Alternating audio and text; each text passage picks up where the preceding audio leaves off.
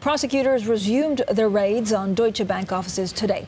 They're looking for evidence of money laundering. Now, employees once again face a prospect that some of their annual bonus will be swept away by scandal. Joining us now from Frankfurt is Bloomberg's Jan-Patrick Barnert.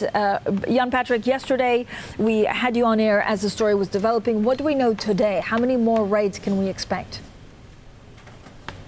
Well, I guess it's over by today. Of course, the first day is always important for a raid because that's the moment of surprise, and after that, it's not pointless. But I think the second day is just necessary to handle all the huge amount of paperwork and data that they might have to confiscate in that raid. And I guess it's going to be over today.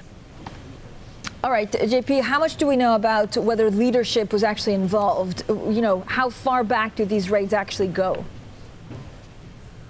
Well, they go back to 2016 and as early as this year. As far as we know, no names came up of anyone in the top management to be involved in the issue. But of course, I guess it takes a couple of more days for the prosecutors to gain more information and to gain information on who was in charge and how much people did know.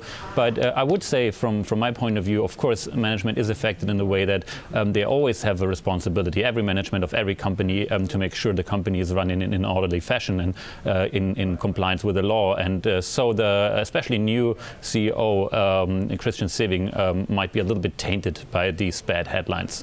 Bring up an 11-year chart right now. This is Deutsche Bank. This is the song and dance. This is the many rationalizations of this train wreck. Jan-Patrick, we're thrilled to have you with us. You were on the dark side years ago, working in investments at Oppenheimer before you joined the godlike structure of Bloomberg News. And Jan-Patrick, what I want to know is, you know, share price matters.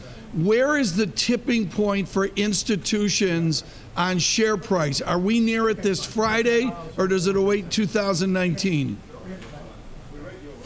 Well, first of all, I wouldn't call it the dark side, but yeah, I mean, share price matters to investors, and it matters to sentiment. And what is for sure is that it's hard for investors to buy into a company where you have this high amount of uncertainty, and you always run the risk that when you invest in the company and it goes the wrong direction, then everybody tells you, you should have known that. Haven't you read the news?